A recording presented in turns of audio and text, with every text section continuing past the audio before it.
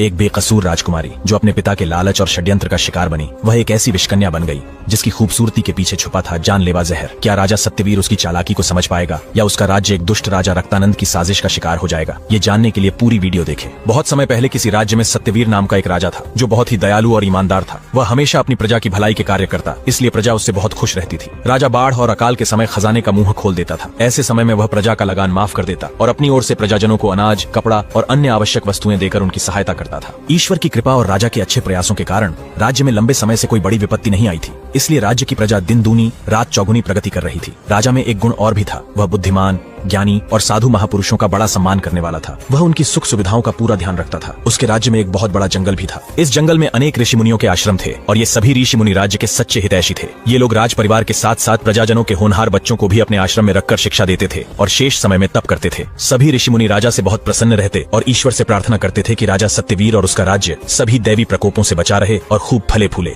राजा के पड़ोस में भी एक राज्य था। उस राज्य का राजा रक्तानंद बहुत दुष्ट, चालाक और अत्याचारी था। वह अपनी प्रजा को तरह तरह से सताया करता था। महामारी, अकाल और बाढ़ जैसी दैवीय आपदाओं के समय प्रजा की सहायता करना तो दूर की बात थी, वह तो उनसे पूरा लगान वसूल करता था और न देने की स्थिति में उन्हें कोड़ों से मारता था। दुष्ट राजा रक्तानंद के राज्य में लुटेरे और दुष्कर्म करने वाले खुलेआम घूमते थे। उसके राज्य में स्त्रियों की इज्जत भी सुरक्षित नहीं थी, इसलिए चारों ओर भय फैला हुआ था। ऋषि मुनियों और साधु संतों ने उसका राज्य न जाने कब का छोड़ दिया था। राजा रक्तानंद में सभी दुर्गुण थे। वह हमेशा बीमार और परेशान रहता था, किंतु उसे अपनी परेशानियों की कोई चिंता नहीं थी। वह हमेशा राजा सत्यवीर और उसकी प्रजा की खुशहाली से चिंतित रहता था। राजा रक्तानंद हमेशा ऐसे प्रयास करता रहता था जिनसे राजा सत्यवीर और उसकी प्रजा को कष्ट पहुंचे। वह कभी अपने राज्य के अपराधी प्रवृत्ति के लोगों को राजा सत्यवीर के राज्य में भेजकर लूट और चोरी करवाता, तो कभी मवेशी छोड़कर उसकी फसलें नष्ट करवा देता। लेकिन राजा सत्यवीर पर इसका कोई प्रभाव नहीं पड़ता था। उसके अपने सैनिक राजा रक्तानंद के अपराधी लोगों को पकड़कर बंदीगृह में डाल देते और मवेशियों को पकड़कर जरूरतमंद लोगों को दे देते। इस प्रकार राजा रक्तानंद राजा सत्यवीर और उसकी प्रजा को परेशान करने के लिए अनेक प्रयास कर चुका था, परंतु अब तक उसके सभी प्रयास व्यर्थ गए थे। एक बार राजा रक्तानंद ने राजा सत्यवीर के राज्य पर आक्रमण करने का विचार भी बनाया, लेकिन वह इसके लिए हिम्मत नहीं जुटा पाया। रक्तानंद की प्रजा उससे डरती अवश्य थी, किंतु मन ही मन उससे घृणा करती थी। उसके राज्य के कर्मचारी और सैनिक भी उसके प्रति विश्वास योग्य नहीं थे।